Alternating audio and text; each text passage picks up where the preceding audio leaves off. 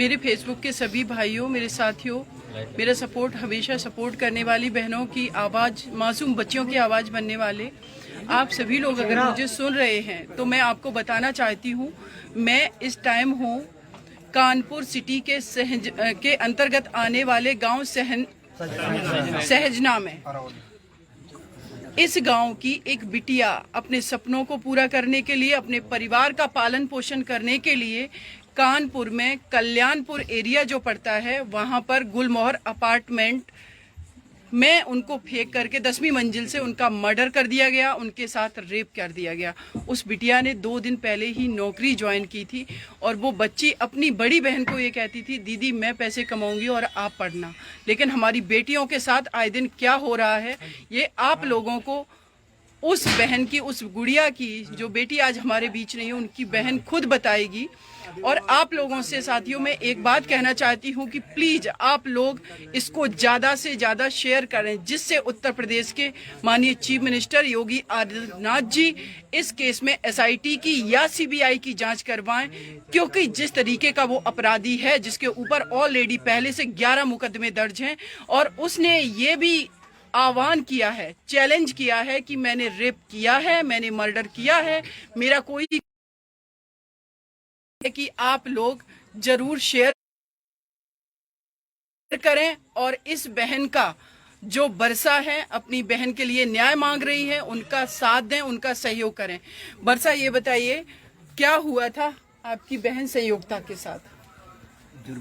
Ma'am, मेरी बहन ने 18 तारीख को वहाँ जाके नारामो स्थित मॉडर्न डेयरी जो है वहाँ जाके उसने इंटरव्यू दिया और उसके बाद नेक्स्ट डे संडे से उसने वहाँ 11 से 7 की जो टाइमिंग थी ज्वाइन किया। और जो उनके बॉस थे प्रतीक बैस, उन्होंने बताया कि उसको एज ए कॉलिंग और पर्सनल सेक्रेटरी के तौर पे उन्होंने उसको जॉब दी।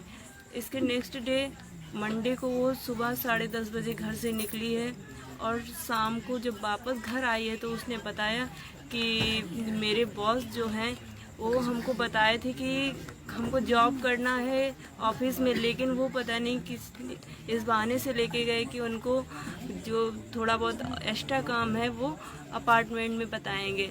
तो मंडे वो वापस आ गई। इसके बाद ट्यूसडे गई है और शाम को वहाँ से वापस नहीं आई है। 7:30 बजे जब मैंने टाइम देखा कि टाइम बहुत ज़्यादा हो रहा था तो फिर मैं वहाँ पहुँची ढूंढते हुए अपार्टमेंट को। तो देखा मैंने कि मेरी बहन की लाश नीचे पड़ी है और सभी लोग वहाँ पे, मीडिया भी थी, पुलिस भी थे, तो वहाँ पहुँच चुके थे। इसके बाद मैंने वहाँ जाके उन लोगों से कहा कि कैसे क्या हुआ, लेकिन उन पुलिस वालों ने उस टाइम कुछ नहीं बताया।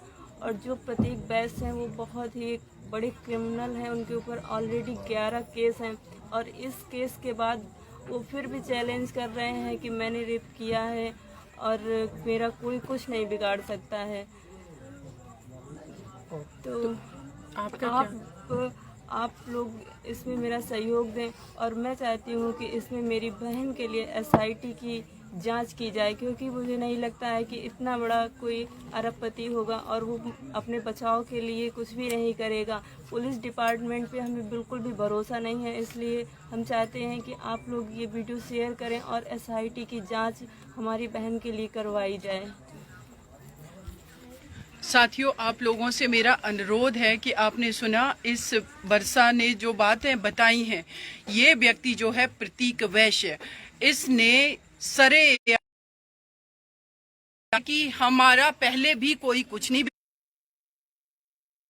बिगाड़ पाया, आगे भी कोई कुछ नहीं बिगाड़ पाएगा, लेकिन आप लोगों का साथ, हम सबकी ताकत, हम लोगों की एकजुटता ऐसे दरिंदों को हमेशा के लिए या तो फांसी चढ़वाएंगे या फिर जेल की सलाखों के नीचे पहुंचाएंगे। 10वीं मंजिल से सोचिए कि उसने 1% ये भी नहीं सोचा है कि क्या कानून व्यवस्था है, किसी का उसको डर नहीं है और 11 मुकदमे में ये बाहर कैसे घूम रहा था। माननीय योगी आदित्यनाथ जी से उन्होंने एक शक्ति मिशन उत्तर प्रदेश की बेटियों की सुरक्षा के लिए चलाया था। मैं उनसे अनुरोध करती हूं कि बाकी में आप अगर अपनी बेटियों को सुरक्षित करना चाहते हैं, उत्तर प्रदेश में तो इस गुड़िया को जो आज हमारे बीच नहीं है, जिसको सरेआम 10वीं मंजिल से फेंका गया, और ये पूरे उत्तर प्रदेश के पूरे सिस्टम पर ये सबको चढ़ा रहा है। मुख्यमंत्री जी आपको चढ़ा रहा है, आपके सिस्टम को चढ़ा रहा है कि आप लोग कुछ नहीं बिगाड़ सकते। हम 10वें 12वें मंजिल से बेटियों को फेंकते रहेंगे, रेप करते रहेंगे, मारते रहेंगे। तो आपसे मेरा अनुरोध है, जैसे कि इनकी बहन की डिमांड है कि एसआईटी की जांच हो या सीबीआई की आप जांच कराइए, क्योंकि ये लोग बहुत इन्फ्लुएंसिव लोग हैं। इनको बिल्कुल उम्मीद नहीं है कि पुलिस को ये लोग सही से इन्वेस्टिगेशन करने देंगे। तो इस केस को आप या तो एसआईटी की जांच कराइए या सीबीआई की जांच कराइए। इनकी माँ भी मेरे साथ हैं और इनकी माँ भी कुछ माननीय मुख्यमंत्री जी से अपनी बात कहेंगी। जी आप बोलिए, आप क्या चाहती हैं? माननीय मुख्यमंत्री जी से संबोधित करिए। अपनी बात कहिए। अपनी बात कहिए आप अपनी बेटी के न्याय के लिए। मेरी बेटी को न्याय चाहिए और सीबीआई जांच चाहिए। देखिए, यहाँ पर मेरे साथ आज इस गांव में कम से कम 100-150 लोग मौजूद हैं और इन सभी भाइयों की सबकी एक तरफ से यही मांग है। क्या मांग है आप लोगों की? एसआईटी जांच या फिर सीबीआई की जांच। और ये जांच आप लोग क्यों मांग रहे हैं? और न्याय इसमें अभी मिलने की पूरी उम्मीद क्यों नहीं है? क्योंकि वो लोग पावरफुल लोग हैं। पहले से ऑलरेडी इस अपराधी के ऊपर कितने मुकदमे दर्ज हैं? आप सुन रहे हैं, अगर माननीय योगी आदित्यनाथ जी जिसके ऊपर 11 मुकदमे पहले से दर्ज है, वो इस गरीब परिवार को कैसे इनको डरा धमका करके इन्फ्लुएंस करके इनका मुकदमा वापस करवाने के लिए दबाव डाल सकता है, इस परिवार को कुछ भी कर सकता है।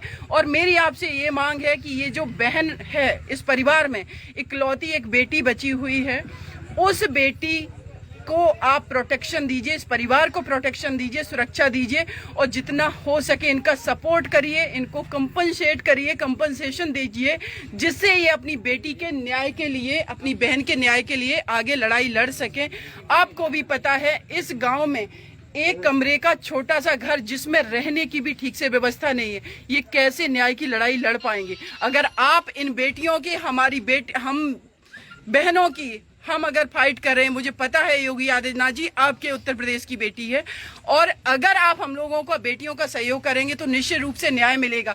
ये आदमी प्रतीक वैश्य अगर छूट गया तो मैं यही कहूंगी उत्तर प्रदेश के चीफ मिनिस्टर से कि ये व्यक्ति आपके सिस्टम के मुंह पर तमाचा मार करके छूटा है और ये चैलेंज करके छूटा है। तो आपसे मेरा अनुरोध है इस केस को फास्ट ट्रैक करवाया जाए, इस केस में एसआईटी या सीबीआई की जांच हो, परिवार को कंपनसेशन दिया जाए और इस परिवार को प्रोटेक्शन दिया जाए। यही मैं आपसे अनुरोध करती हूँ जी। और ये बरसा जो बेटी है आपसे कुछ कहना चाह रही है। और अगर इसमें हमारे चीफ मिनिस्टर ने कुछ नहीं किया तो ये ऐसे ही लगातार निरंतर होता रहेगा। यहाँ प्रतीक बैस जैसे लोग चैलेंज करते रहेंगे और हमारा सिस्टम कुछ भी नहीं कर पाएगा और आए दिन ऐसे ही केस होते रहेंगे। 10वें फ्लोर से ऐसे ही लड़कियाँ फेंकी जाती रहेंगी बहनें हमारी, और आपका ये सिस्टम कुछ नहीं करेगा। इसलिए आपसे मेरा विनम्र निवेदन है कि आप एसआईटी जांच की मांग जो हम कर रहे हैं उसे स्वीकार करें और उसे जल्दी से जल्दी करवाएं। माननीय मुख्यमंत्री जी से मेरा एक अनुरोध ये है कि हमारे उत्तर प्रदेश में या पूरे देश की मैं बात कर रही हूँ कि जो भी बेटियों के साथ रेप होता है, मर्डर कर दिया जाता है, और जब भी मैं किसी एसएचओ एसपी से बात करती हूँ उनका कहना है एफआईआर कर दी है, पोस्टमार्टम करा दिया है और अपराधी को गिरफ्तार कर लिया। सिर्फ इतने तक, ये तो बाद में क्राइम होने के बाद के प्रोसेस हैं, लेकिन उससे पहले बेटियों को बचाने के लिए आप लोग क्या कर रहे हैं? अब इसकी जवाबदेही निश्चित होनी चाहिए और मैं पूरी उम्मीद करती हूं कि अब आपकी पुलिस एफआईआर दर्ज करने भर का काम नहीं करेगी। लॉ एंड ऑर्डर ठीक हो, हमारी बेटियां सुरक्षित हो, लोगों में लॉ एंड ऑर्डर का डर हो। अगर डर नहीं होगा तो प्रतीक वैसे जैसे लोग सामने आकर के आपको मुंह चढ़ाएंगे, आपके सिस्टम पर तमाचा मारेंगे कि हमारा कोई कुछ नहीं बिगाड़ सकता। आगे मैं यही कहूंगी, अगेन अनुरोध करूंगी, मेरे साथ जितने साथी जुड़े हुए हैं, आप लोग प्लीज इस गुड़िया के लिए, उस बेटी के लिए जिसको सरेआम शाम के समय में 10 मंजिल से फेंक दिया गया रेप करके, उसके न्याय के लिए खड़ी होइए। क्योंकि वो बेटी किसी के भी घर की हो सकती थी और हम लोगों को एकजुटता दिखानी होगी, हम लोगों को फाइट करनी होगी, तभी हमारी बेटियां सुरक्षित होंगी। बेटी किसी भी जात धर्म समुदाय की हो, किसी की भी हो, हमारे भारत की बेटी है, हमारी अपनी बेटी है, चाहे वो किसी भी परिवार की बेटी हो। इसी उम्मीद से आप लोग इस पोस्ट को, इस जो हमारा लाइव है, इसको शेयर करें और ज़्यादा से ज़्यादा और निरंतर आवाज़ बनते रहें जब तक एसआईटी की जांच और जब तक इसमें सीबीआई की जांच की रिकमेंड नहीं कर देते हैं उत्तर प्रदेश के योगी आदित्यनाथ जी चीफ मिनिस्टर, तब तक हम आवाज़ उठाते रहेंगे। आप लोग से अगेन मैं धन्यवाद बोलूँगी क्योंकि हमारे साथी बराबर हमसे जुड़े हुए हैं और बराबर इस चीज का आश्वासन दे रहे हैं कि दीदी हम साथ हैं और इस परिवार के साथ आप लोग रहिए। अगेन आप वर्षा कुछ बोलिए इन लोगों को। धन्यवाद, आप लोग मेरा सपोर्ट कर रहे हैं और आगे भी अगर ऐसे ही करते रहे तो ये निश्चय है कि जरूर ही हम लोगों को न्याय मिलेगा। हमारी जो बहन बेटियों के साथ में ये रेप का केस सामने आ रहा है, इसमें सुधार होगा और सभी लोगों को न्याय मिलेगा।